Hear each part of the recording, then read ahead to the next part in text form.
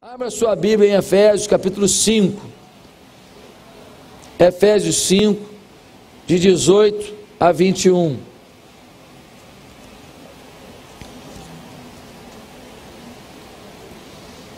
Efésios 5, de 18 a 21. Amém?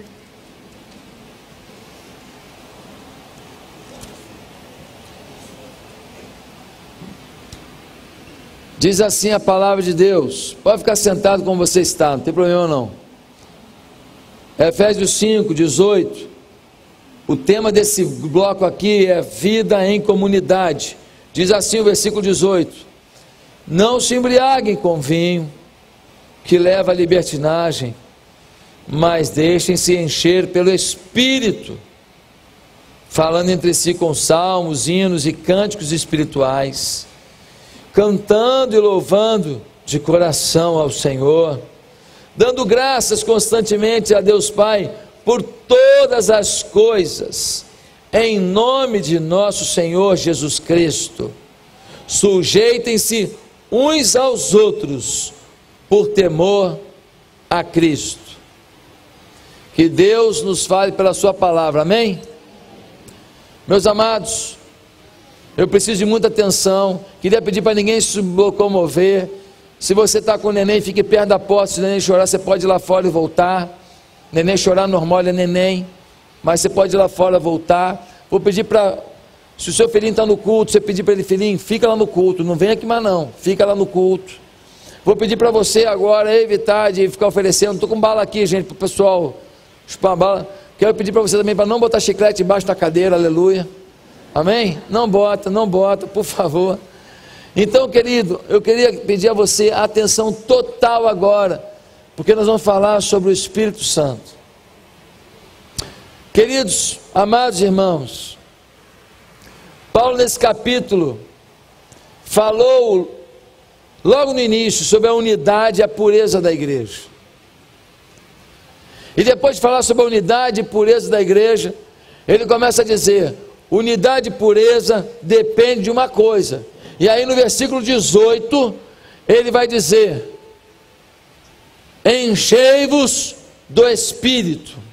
Em algumas versões, deixem-se encher pelo Espírito. Não vos embriagueis com vinho, mas enchei-vos, deixem-se encher com o Espírito. Queridos, nesse momento, Paulo está levantando uma nova temática. Ele está falando sobre o enchimento, a plenitude do Espírito Santo. Qual é a obra que o Espírito Santo faz na nossa vida? Nós sabemos. O Espírito Santo na nossa vida, a primeira coisa que ele faz é nos convencer do pecado. Ele mostra para a gente que nós somos pecadores, nós somos falhos, nós somos impuros, nós não somos perfeitos. A partir desse momento em que o Espírito Santo nos convence, nós temos a chance de, arrependidos, dizer ao Senhor: Senhor, me perdoa dos meus pecados e muda a minha vida. Quando isso acontece, então o Espírito Santo faz uma nova coisa que está escrita no capítulo 1 dessa mesma carta aos Efésios, no versículo 13, que diz: tendo nele crido, fostes selados com o Espírito Santo. É como se você fosse uma propriedade de uma empresa. Essa empresa vem e coloca lá uma tarja magnética, uma tarja de metal, dizendo patrimônio 001, 002, 0018, 015 da empresa. Quando você aceita Jesus como Senhor da sua vida, você pede perdão dos seus pecados, você convida Jesus pela fé a reinar na sua vida, meu querido, o Espírito Santo vai lá e bota esse adesivo no seu coração. É um selo do Espírito. Isso significa que quando o diabo vem, ele olha as pessoas, ele percebe que uns são selados e outros não. Aqui nessa igreja, aqui agora, nós temos pessoas que não são seladas, pessoas que são seladas e pessoas que são cheias do Espírito Santo. Somos 3 categorias. Não cabe a mim julgar quem é quem. Mas a Bíblia diz que há pessoas que elas não são seladas, não se voltaram para Jesus, não mudaram o seu foco de vida, a sua estrutura de vida. Mas diz que alguns se arrependeram, se abriram para o Senhor, e então eles foram selados. O que significa isso? Quando o demônio olha, ele vem e fala assim: aquele ali não é selado, já está na minha mão. Eu vou detonar ele um pouco mais, ou eu deixo para lá porque esse já está na minha mão. Mas quando ele olha para você, e você entregou sua vida a Cristo, você foi selado com o Espírito Santo, quando os demônios, quando o diabo olha para você, ele fala: ali tem alguém que eu não tenho mais jeito de conquistar. Ali tem alguém que já está selado. O Espírito Santo não sela, tira o selo, bota selo, tira o selo, bota selo, tira o selo. Não. Você não tem como perder uma coisa que você não fez nada para ganhar, você recebeu. O Espírito Santo concede, querido, é graça dele, não é você que conquista. Pequei, o Espírito Santo saiu. Me arrependi, o Espírito Santo voltou. Irmão, o Espírito Santo não é ping-pong, não entra e sai. Quando você aceita Cristo como Senhor da sua vida, nem o seu pecado tira de você o Espírito Santo, nem a sua falha. Você é incapaz de desfazer uma obra que o Espírito Santo fez na sua vida. Quem é você para jogar fora o que Deus decidiu fazer na sua vida? Pastor, então o que ele faz com aquele que já é selado? Ele humilha, ele rouba a alegria, ele rouba a serenidade, para que você, ao invés de ser instrumento na mão de Deus, você seja vergonha para Deus. Quando um filho meu se mete num caminho errado, é vergonha para mim, sim ou não? Quando um filho meu faz uma coisa boa, é honra para mim, sim ou não? Da mesma maneira, quando você é selado, o diabo não pode te lançar no inferno, porque você aceitou Cristo como Senhor da sua vida, você reconheceu que Ele morreu, ressuscitou dentre os mortos, e vive está. Só que tem um problema: o diabo às vezes ele vai colocando ciladas, para colocar você em afronta à santidade de Deus, em afronta à comunhão com Deus. Para quê? Para que você seja motivo de vergonha para o teu pai, para que você seja um motivo de desgraça para a vida de outros, que poderiam conhecer o teu pai e fazer do teu pai pai deles também, mas não farão por causa do teu mau testemunho. Se você aceitou Cristo, você não tem que ter medo da morte, você tem que ter medo da vida, porque é na vida que você perde muita coisa que Deus tem para você. É na vida que você faz muita coisa que desagrada e entristece o Espírito Santo de Deus. É na vida que você joga fora as grandes oportunidades que Deus delineou, planejou para você. Meus amados irmãos, Paulo esclarece que nós somos selados com o Espírito Santo, mas também esclarece que nem todos são cheios do Espírito Santo. E ele diz: enchei-vos, deixem-se encher. Você não pode encher sozinho. Você não pode determinar: Espírito Santo, enche agora, estou mandando.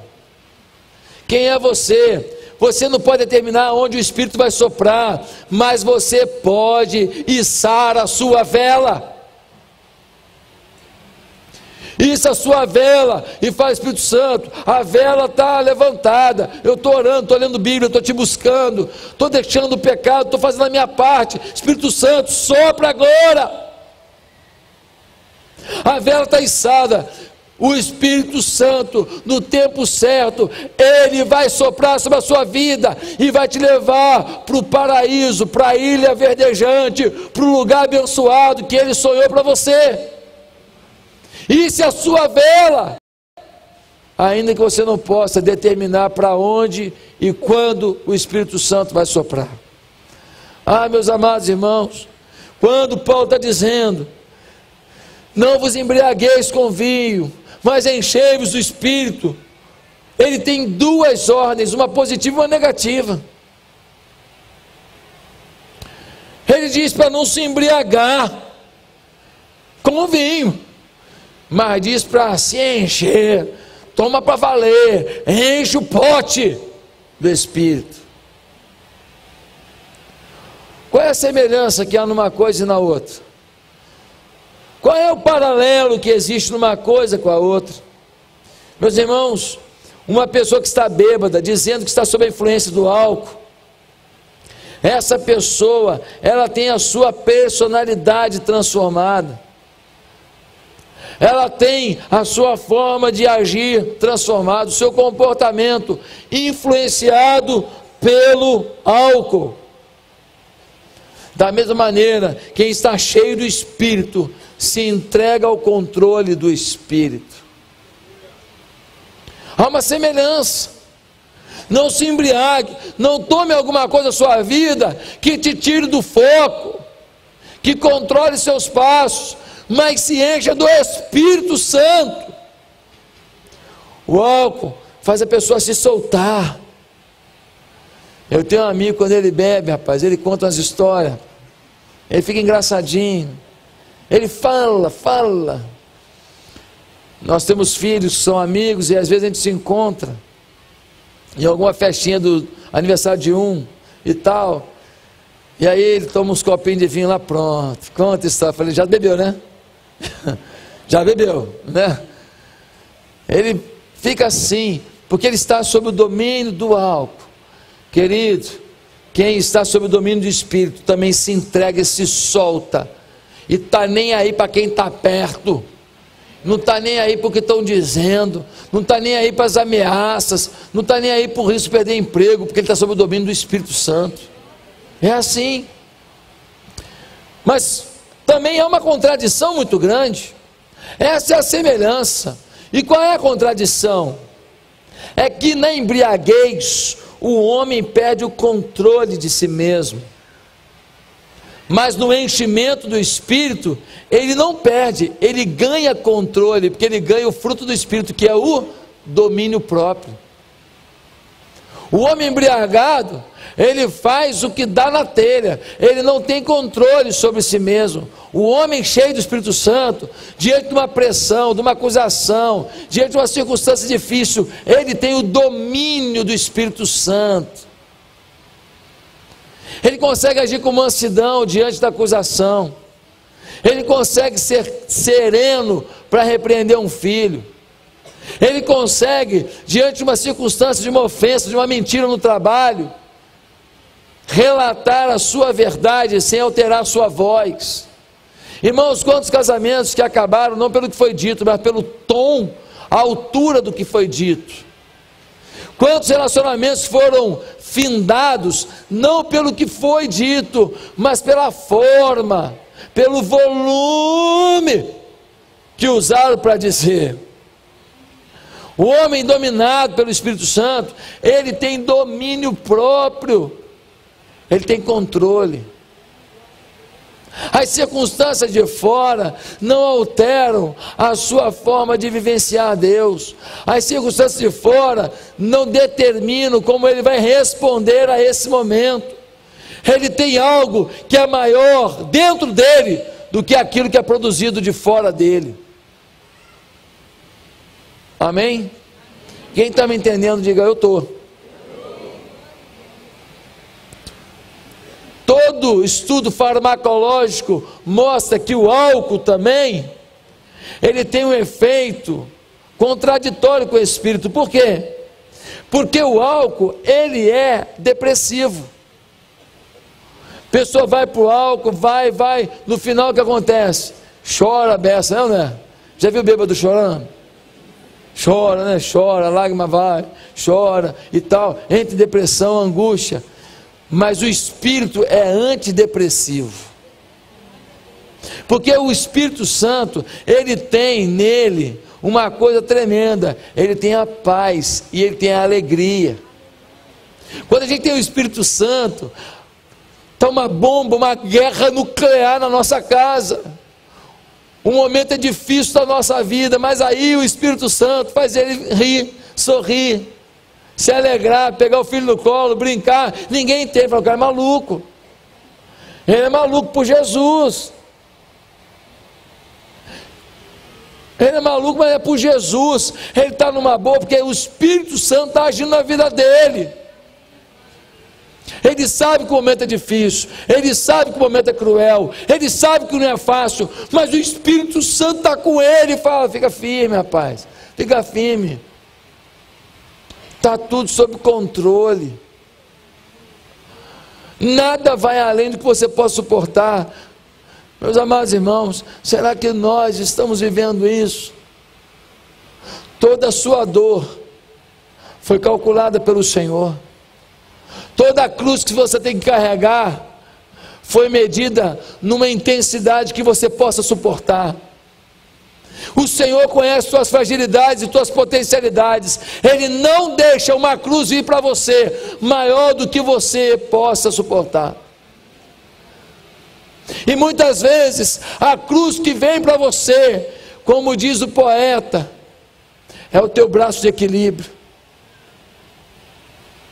A luta é que faz você ter o equilíbrio novamente, a dimensão da fé novamente, a expectativa em Deus novamente, para passar por aquilo com equilíbrio e dizendo para Deus: Deus, eu não posso, mas Tu podes. Deus, não deixa eu perder meu coração no meio dessa dificuldade não. Deus, eu Te amo, eu estou contigo.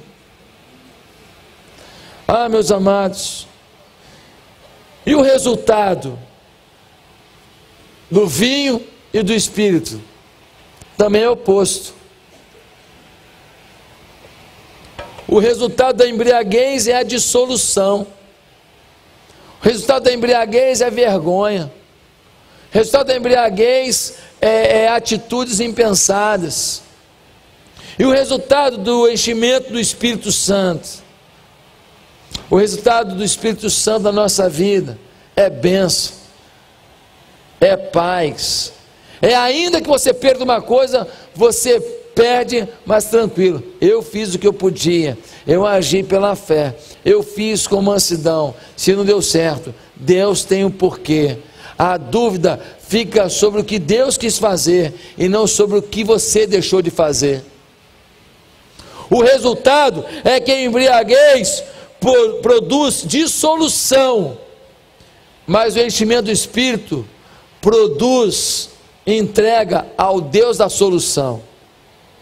Não entregamos a dissolução, mas entregamos ao Deus da solução.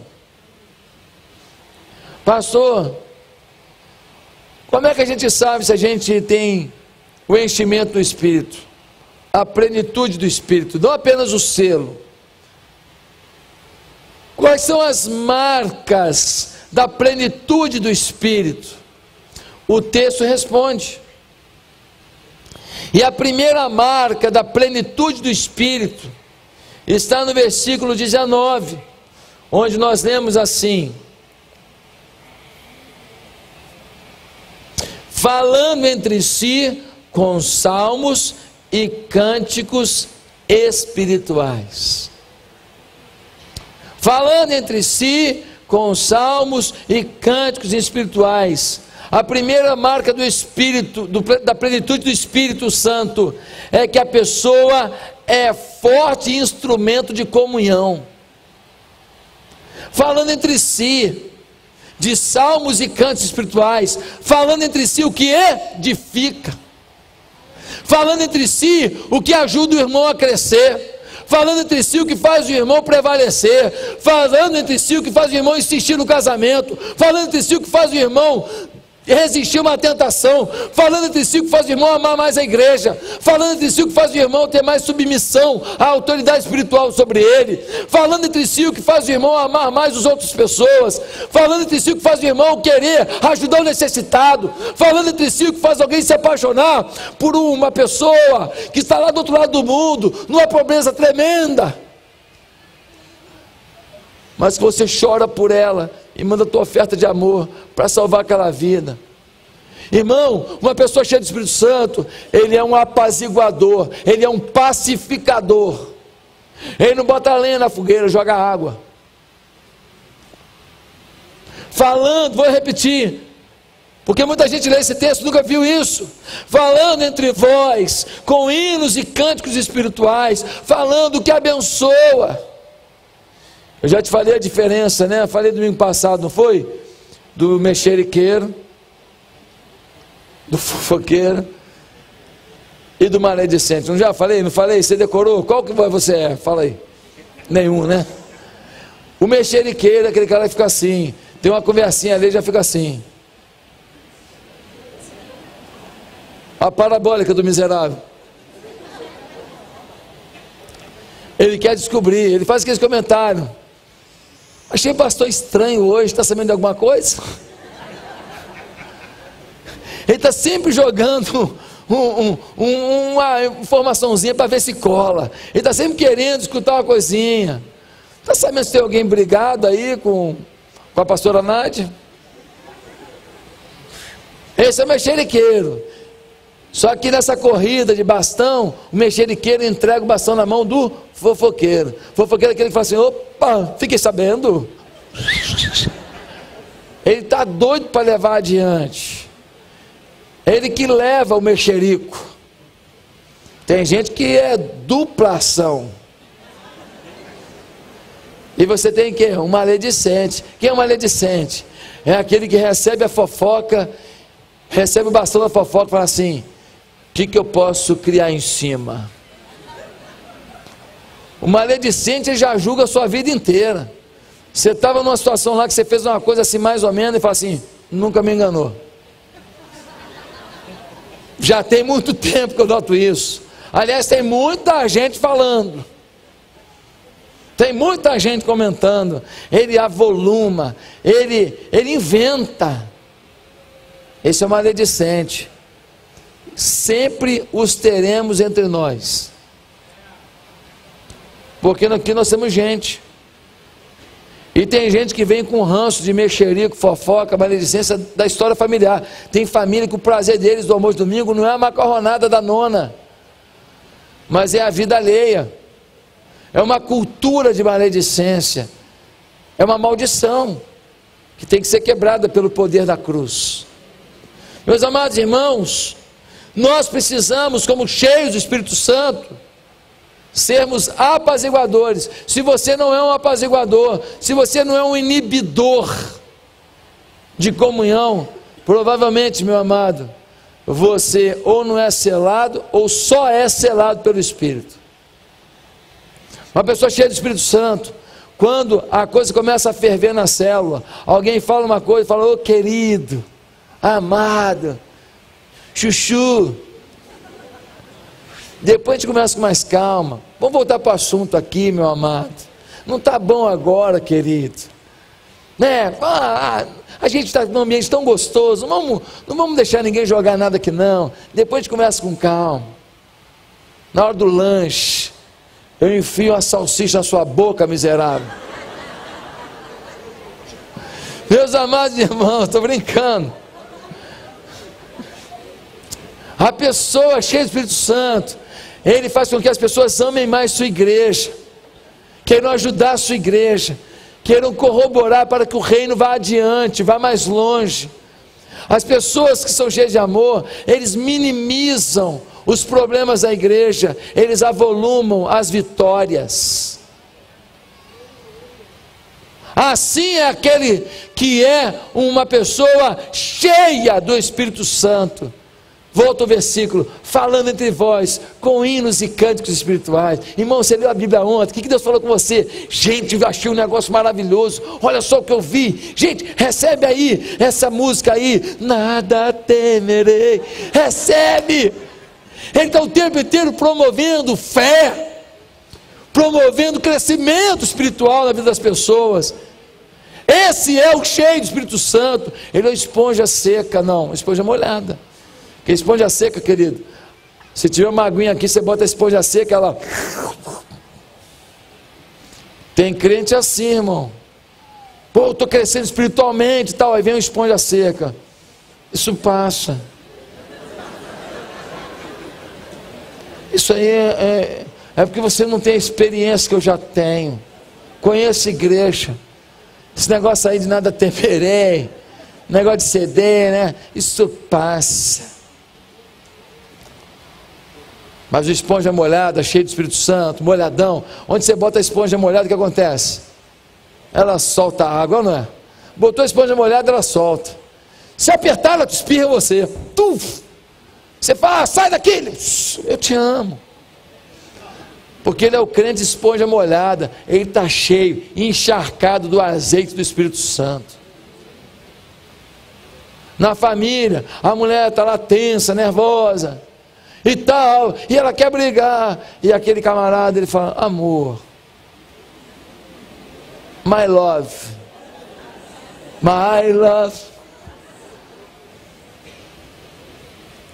vamos começar com mais calma, amor, porque ele está cheio do Espírito Santo, ele apazigua o coração, ele dá sustentação. Em segundo lugar, uma segunda marca do enchimento do Espírito Santo, está no versículo 19 ainda, nós vemos assim na segunda parte, entoando e louvando de coração ao Senhor, entoando e louvando de coração ao Senhor. A segunda marca da plenitude do Espírito Santo é que a pessoa apresenta uma adoração que chega ao Senhor. Ela apresenta uma adoração que chega ao Senhor. Pastor, o senhor está falando, é tão básico, é tão fácil de falar, não é tão simples assim não, querido.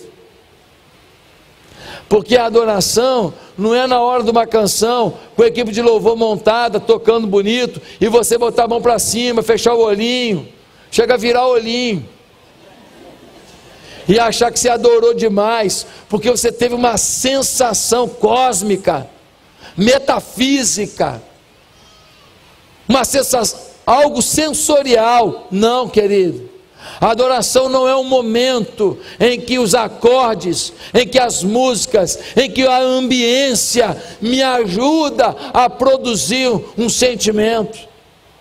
A adoração é meu dia a dia, que quando eu chego aqui e aí boto o som, a coroa aqui, aí, meu irmão, aí você chora, porque não começou agora, ela veio com você a adoração, só que a música ajuda a gente a relatar essa adoração de uma maneira mais expressiva, então é apenas uma continuidade, não é o momento.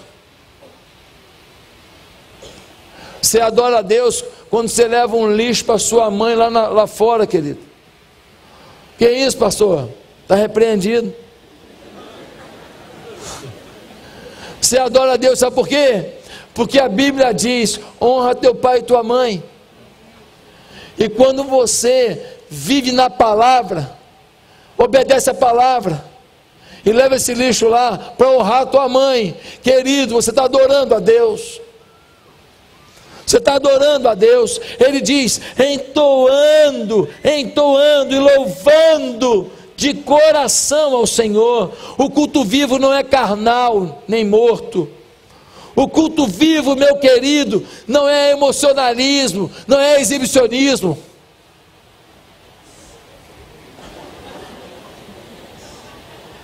O culto vivo não é mimetismo. O culto vivo não é coreografia. O culto vivo é o seu coração diante do altar de Deus, dizendo, Deus vivo, aqui estou. Aqui estou, Deus vivo. Recebe a minha adoração. Meus amados irmãos, a música ajuda muito, é verdade. Hoje eu estava chegando aqui hoje de manhã, a pastora, cadê a pastora Nádia? Está aí? Está lá? A pastora Nádia chegou junto comigo aqui de manhã, e quando a gente se encontrou ali, ela olhou para mim e estava eu chorando dentro do carro. Porque, aí ela ficou, ué pastor, o que foi? Bianca te bateu logo de manhã, né? Mas eu vim no meu carro, meu irmão, e tocou uma canção que, pelo amor de Deus, eu comecei a adorar a Deus ali, e falar, Deus, o Senhor falou comigo aqui agora, o Senhor falou comigo, eu não dependo desse altar para adorar, mas é muito bom ter esse altar para adorar com meus irmãos. O Senhor falou comigo de maneira tão linda, que música forte, meu Deus, que recado que Deus me deu ali. E eu falei, pastora Nádia, chega aqui perto do carro aqui, escuta isso. Meus amados irmãos, a adoração é marca de alguém que é cheio do Espírito Santo. Mas não dependa de acordes musicais, de poemas cantados, para ter uma vida de adoração. A adoração é como você vive no dia a dia. A adoração é como você se relaciona no seu trabalho. Aquilo engrandece a Deus, é adoração. A adoração é como você lida com os seus negócios. Louvado é o nome do Senhor. Então é adoração. A adoração é a forma como você responde à sua sogra, à sua filha, ao seu filho. A adoração é a forma como você trata um vizinho esquisito. Porque a Bíblia diz que nós devemos aceitar uns aos outros. Aceitar significa, esse vizinho é esquisito, mas eu tenho que aceitar. Aceitar não é, meu irmão, tu é chato pra cacilda ali. Se muda, meu irmão. Adoração é a forma como eu me envolvo com as dores dos outros. Irmão, a nossa igreja tem uma frequência muito grande, é muita gente. A adoração às vezes é uma visita que você faz a alguém,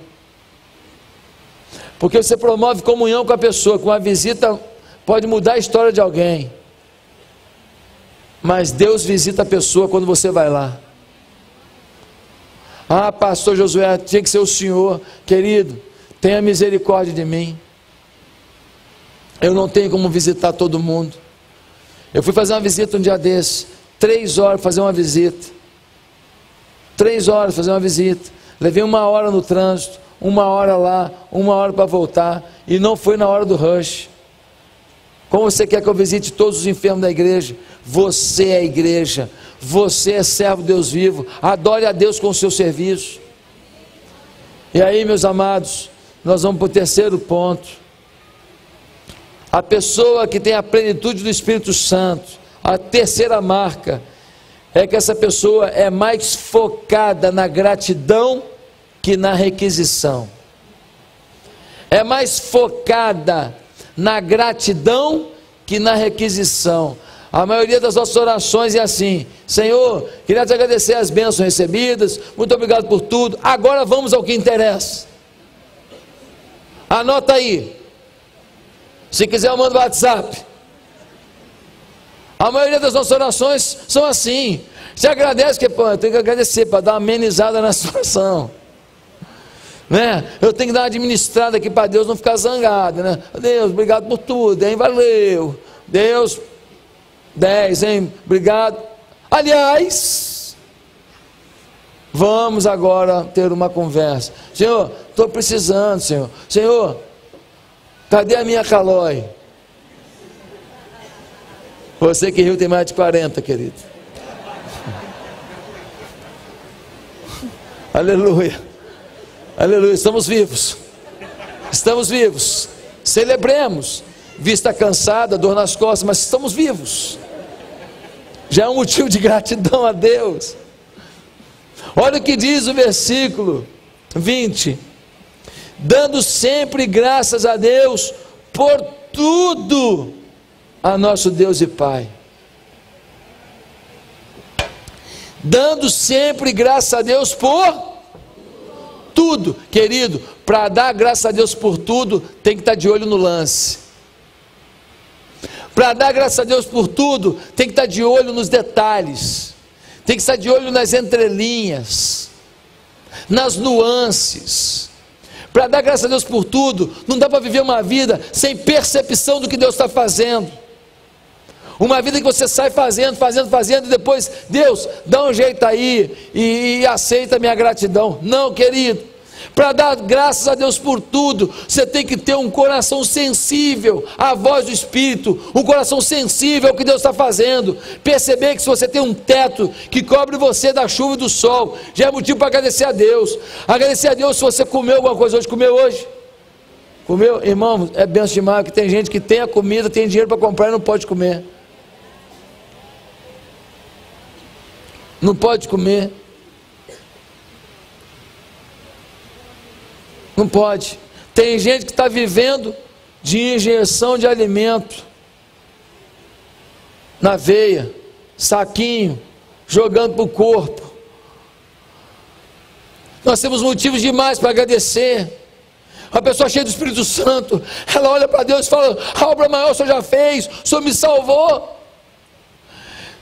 Se eu morrer agora, eu tenho a vida eterna. O Senhor fez uma obra inacreditável na minha vida. O Senhor me elegeu para a vitória, o Senhor me elegeu para a vida eterna. Eu vou habitar no céu contigo. Eu verei Jesus, a raiz de Davi, a rosa de Saron, o príncipe da paz, o maravilhoso conselheiro, Jesus, aquele que diz a Bíblia que vai abrir o último selo.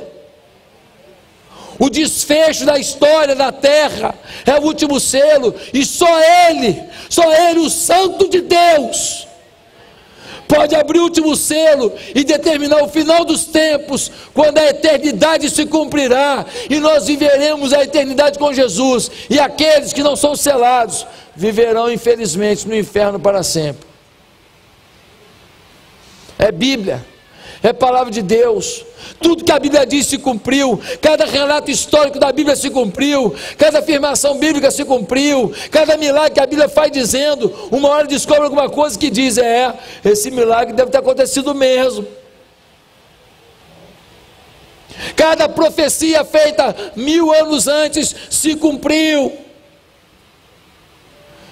E mais que isso, tudo que Deus tem falado para a gente tem se cumprido. Deus continua sendo Deus e falando com a gente. Meus amados irmãos, você quer a eternidade com Deus? O último selo será aberto pelo Senhor da glória, Jesus Cristo, nosso Senhor e Salvador, aquele que se deu por nós. E nós, queridos, já temos motivo para agradecer com folga. Mas tem gente que a vida dele é pautada pela requisição. Ele não consegue perceber o tanto que Deus fez, ele só consegue perceber o tanto que ele quer ter.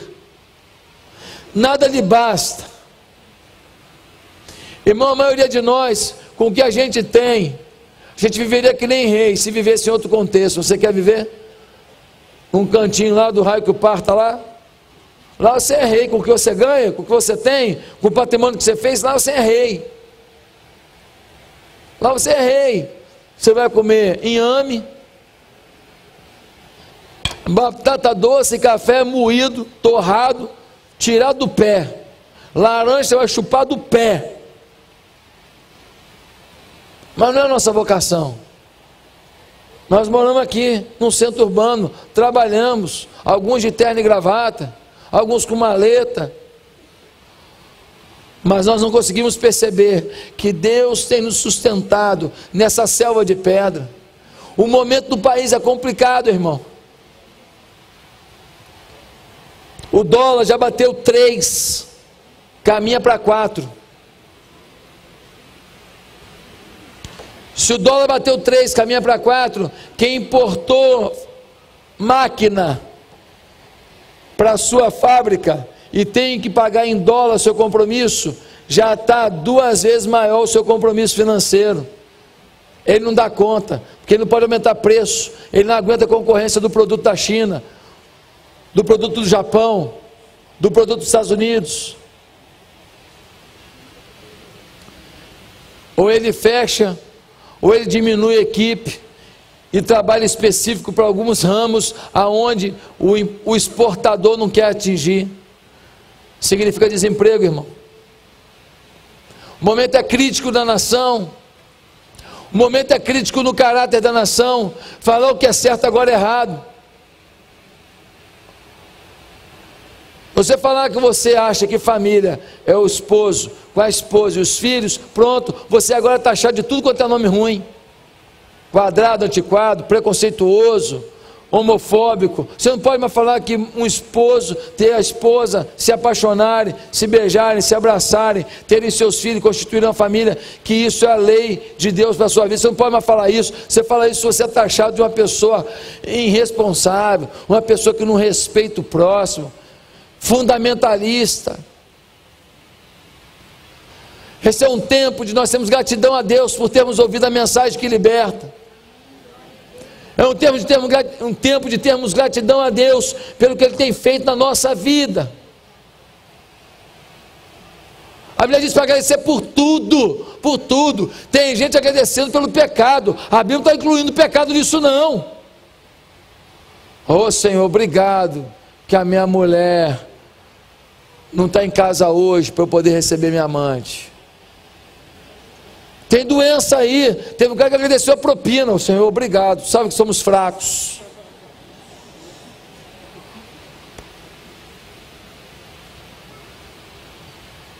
Ah, pastor, o meu filho, ele está enfrentando essa situação aí e tal, está fora da igreja, mas a Bíblia diz que nós devemos agradecer a Deus por todas as coisas. A Bíblia não fala para você agradecer de tragédia não, meu filho. A Bíblia está falando para você agradecer o que Deus pode fazer no meio da tragédia. Todas as coisas colaboram para o bem daqueles que amam a Deus, ou seja, no meio das dificuldades que forem, todas as coisas podem ser usadas para que Deus trabalhe sobre a sua vida. Agora Deus não manda você agradecer pecado da sua vida não. Um dia o cara me falou, olha, o cara adulterou a rodo. Aí ele falou assim, Deus é maravilhoso, me deu essa mulher maravilhosa aqui, idade para ser neta dele. Eu falei assim, meu irmão, faz o seguinte, pede perdão a Deus dos seus pecados, depois você constrói sua vida como Deus orientar. Não mistura as coisas não. Não agradece uma coisa sem ter limpado as besteiras que você fez na sua trajetória não, meu filho. Você quer construir uma casa nova em cima do entulho? Você quer comer comida boa em prato cheio de bactéria? A Bíblia não diz para você agradecer tudo, mas não diz para você agradecer as coisas erradas não, diz para você se arrepender das coisas erradas. Ah pastor, esse negócio de bebida que o senhor falou aí, é só não se embriagar, querido, não é só não se embriagar não, é questão também de testemunho. A minha gratidão a Deus faz eu abrir mão de certas coisas, porque sou tão grato a Deus que eu quero honrar o nome dele. Pensa comigo, você que tem aquele barzinho na sua sala, eu não vou falar para você tirar não, esse é problema seu, mas olha só querido, pensa comigo, um barzinho na sua sala, aí querido, você recebe um amigo seu, ele chega na sua casa, aí ele vê aqueles negócios lá, é red, é green, é black, tem uns negócios desse label, né? Aí ele olha aquele negócio lá, ele vira para você e fala, ô rapaz, que beleza, licor de amarula. Ô meu irmão, me dá um pouco aí. O que você fala para ele? Não, rapaz, tá aí, mas é só enfeite. Essa é só enfeite, deixa vazio, miserável. Querido, você provoca uma situação complicada. Aquela pessoa não tem domínio próprio. Aquela pessoa, a pessoa que bebe uísque todo dia, ele sai da sua casa e bate num poste. Não, pastor, só dou uma dose, ponto final. Ah, então você pega o carrinho e você empurra o carrinho para o banheiro, quando você for no banheiro. Acabou o almoço ali, você vai no banheiro? Então você vai no banheiro, aí você leva o carrinho. Eu estou levando o carrinho. Tu vai levar esse carrinho por quê? Não, porque eu não confio em você. Irmãos, nós passamos constrangimentos porque nós queremos. Uma vez fizeram uma festa, aí o camarada falou, pastor, eu vou botar bebida, que minha família toda gosta de bebida. Eu falei, ah é? Tem uns que gostam de cachaça, vou botar? Tem uns que gostam de prostituta, vai trazer?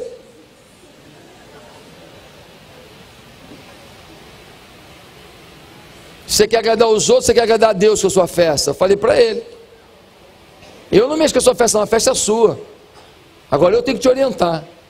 Aí ele fez a festa, a família, ó, lá pelas tantas, já estava a mãe dele na pista. Meu irmão, a velha, ela fez maior vergonha aí. Meu irmão, bateu um espírito de El-Chan nela, que misericórdia.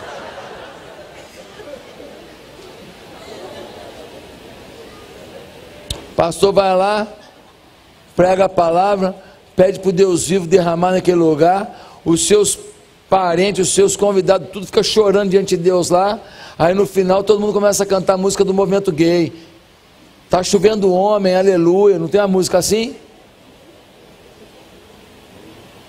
É isso que está acontecendo, é isso que está acontecendo, e nós achamos que é normal, e nós achamos que não vamos dar contas a Deus disso.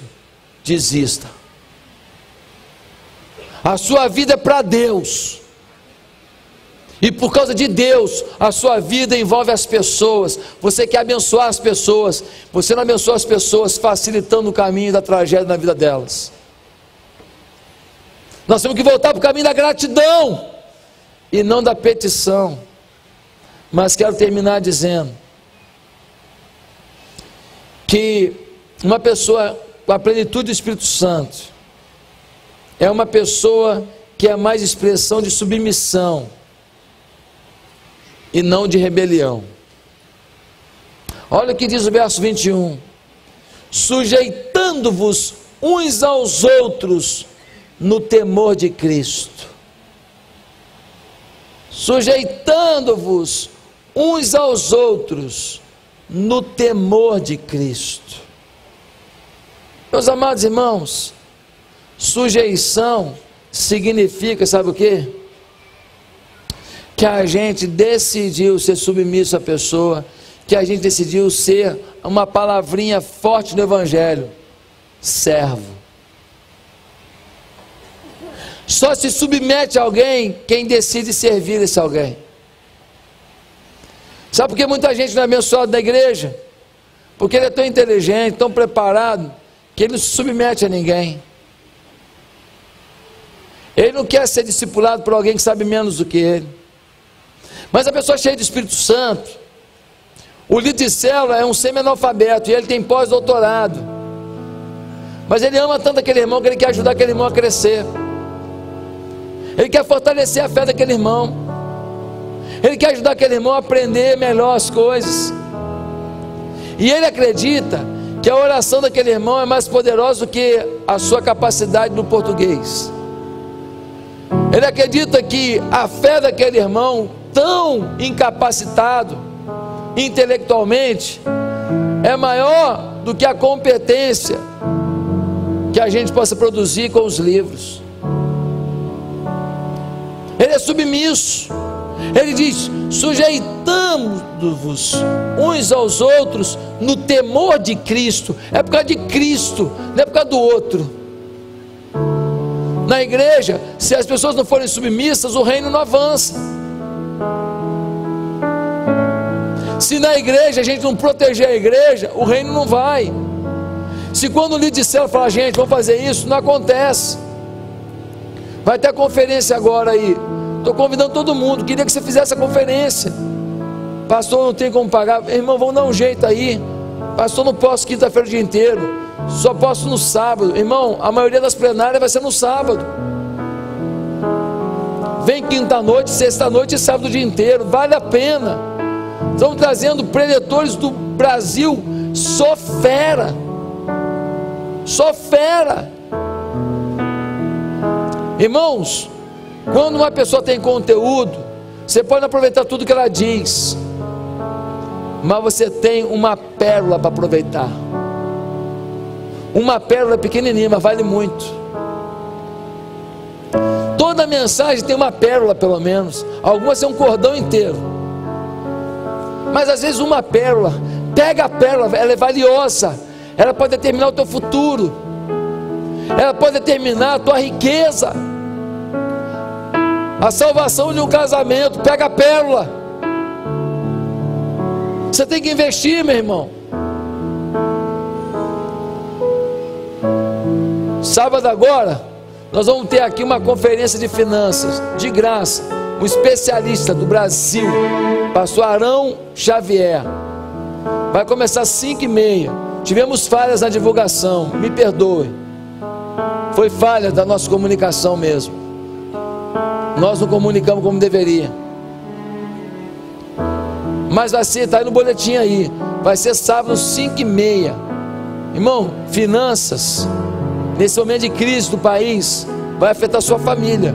Finanças vai afetar a sua empresa. Finanças vai afetar a forma que você educa seus filhos nesse mundo complicado. E finanças vai afetar a sua fé. De graça, não perca 5h30. 5h30 a primeira palavra, 7h30 a segunda palavra, 7 horas a segunda palavra. Teremos 2 palavras, 8 e pouco já acabamos tudo. Sábado que vem agora, aqui, ó, aqui mesmo. E domingo ele vai falar nos 2 cultos. Terminar essa conferência. Aproveite, irmão. Pegue as coisas, seja submisso. Ouça, obedeça o convite. Porque é para o seu bem, não é para o seu mal. É para te ajudar, não é para te prejudicar. Agora, sabe o problema da gente? É que nós não queremos servir. Nós não queremos. A nossa cultura é: quem pode me servir? Às vezes eu fico vendo que acaba um culto e tem um monte de papel aí. Por que a pessoa já não pega o papel que produziu e já leva e joga no lixo? É um simples ato, mas de um servo. Se a gente é cheio do Espírito Santo, o nosso prazer é servir, é se sujeitar. Eu conheço gente aqui da igreja que tem fama, que tem dinheiro, mas é a pessoa a primeira a pegar um papel no chão. Não é a fama e o dinheiro ou o local que você mora que determina a submissão, querido. É o coração. Você é submisso ao seu líder de célula, você é submisso aos seus pastores, você é submisso à sua família.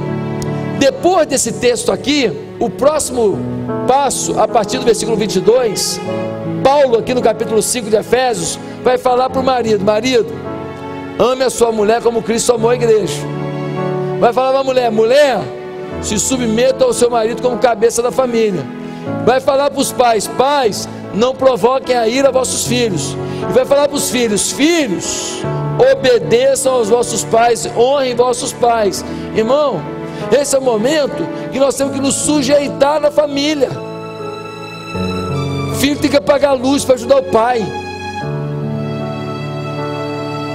Esposa tem que desligar o chuveiro quando se ensaboou, para gastar menos energia. É hora de unidade, submissão na família.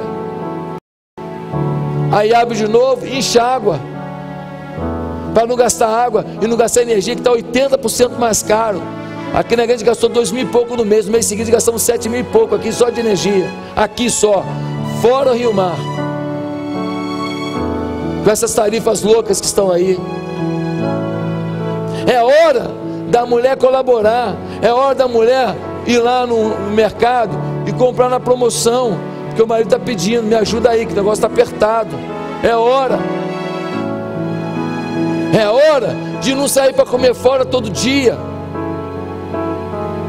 porque a gente sai, aí gasta R$200 num lanche lá, mas na hora da oferta uma pão duríssimo e miserável. É ou não é? Não é você? Amém. Mas quantas vezes? Mas mesmo que você tenha: pastor, eu tenho dinheiro para comer fora sexta, sábado, domingo. Você tem, aleluia. Mas você poderia fazer a alegria de uma família que não tem uma sardinha. Submissão, sujeitando-vos, significa: eu quero servir o outro, eu quero servir quem não tem o que eu tenho. Querido, quantas vezes você economiza um pouco, porque você come fora toda hora? Compra aquela picanha, faz na sua casa, chama alguém para partilhar da sua picanha lá, ué. Aí você, com o preço de um restaurante, você comia sábado e domingo, ainda fazia a alegria de um monte de gente com o mesmo gasto. Por que você não pode fazer isso para servir? Não, eu tenho que gastar, porque eu tenho, eu gasto. Isso não é atitude de servo não, irmão. Isso não é atitude de servo não. O servo economiza para ajudar alguém. O servo deixa de ter para alguém ter. O servo quer investir no reino de Deus. Servo. Quero terminar essa palavra perguntando para você: Qual é a afirmação do texto? Deixai-vos encher do Espírito. Em algumas versões, enchei-vos do Espírito. Não é uma opção, é uma obrigação. O que Deus quer para a sua vida não é que você seja selado com o Espírito, é que você seja cheio, que você tenha a plenitude do Espírito Santo.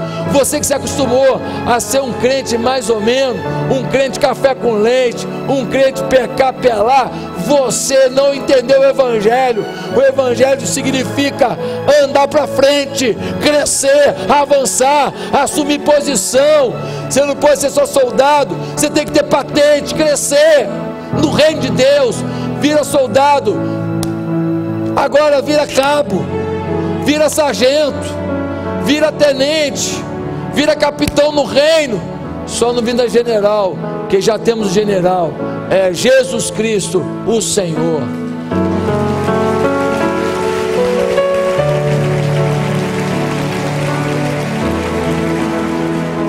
Você é cheio do Espírito Santo? Você é um promotor da comunhão? Você é uma pessoa que faz adoração viva a Deus? Você é uma pessoa mais focada na submissão e não na insubmissão, na rebelião? Quem é você? Você é cheio do Espírito Santo. O que você vai fazer para a partir de hoje ser cheio do Espírito Santo? Ter plenitude do Espírito Santo? Pastor, tem um pecado na minha vida que eu não consigo me desvencilhar, toda hora eu caio nele, toda hora eu estou. Pastor, não tem jeito. É porque você é selado, não tomou posse, não determinou e falou: Deus, a partir de agora eu quero ser cheio. Senhor, me ajuda. Irmão, vai ler Bíblia, vai orar, vai buscar Deus. Vem para o culto, vem para o Tadel. Antes do culto teve treinamento aqui para você servir. O serviço também nos aperfeiçoa. Tadel é 6 horas, meu amado, não é 7. 6, chega a 6 para o Tadel, seja treinado, aprenda a servir. A gente treina toda semana. Ah, se eu tivesse exército todo aqui treinado. Serviço a Deus, adoração a Deus, promoção de comunhão com os irmãos, submissão ao Eterno, marcas de uma vida cheia, plena do Espírito Santo. Quero terminar essa palavra perguntando: tem alguém aqui que nessa noite ouviu essa palavra e disse: pastor, eu não tenho como viver esse negócio não, eu não estou nessa pegada não, pastor. Eu quero te falar uma coisa. Talvez você pense assim porque você não tem ainda aquele que ativa isso na sua vida, o Espírito Santo. Não dá para ser cheio de uma coisa que você nem tem. O Espírito Santo vai enchendo a sua vida se você primeiro é selado por Ele. Você precisa hoje se arrepender, querido. Só você é reto com você. Você precisa se arrepender dos seus pecados. E sabe um dos pecados mais comuns da gente? A independência de Deus. Nós fazemos o nosso destino, nós decidimos os nossos rumos, nós escolhemos para onde queremos ir, nós determinamos o que queremos ser, nós não consultamos a Deus. Independência é pecado, porque você foi feito para a glória de Deus, você foi feito por um Pai que te ama, Ele tem um plano lindo para você. Você quer hoje entregar sua vida a Jesus, pedir perdão dos seus pecados, receber Jesus como Senhor da sua vida? Se você quer hoje começar uma nova vida com Jesus, aonde você está, repita uma simples oração comigo. Aonde você está? Pastor, eu quero entregar minha vida para Jesus, eu quero que Ele seja Senhor da minha vida, eu quero me arrepender dos meus pecados, quero ter uma vida diferente, eu quero que Ele me encha para eu viver essa plenitude, essa paz, essa alegria, essa vitória sobre vitória, essa expectativa, essa sensação com Deus. Então o primeiro passo é recebê-lo como Senhor. Repete comigo essa oração. Onde você está, olha assim: Santo Deus, eu me arrependo dos meus pecados, Eu peço em nome de Jesus que nessa noite o Espírito Santo entre na minha vida, limpe todo o pecado, limpe tudo que eu fiz que não te agradou, lave o meu coração com o sangue de Jesus e me conceda uma paz vinda do céu, e me conceda uma mente de Cristo, para eu ter a sabedoria de Deus para cada decisão daqui para frente. Senhor, abençoa as pessoas que eu amo através da minha vida, muda tudo ao meu redor, que eu seja um agente de transformação, em nome de Jesus, amém, Senhor.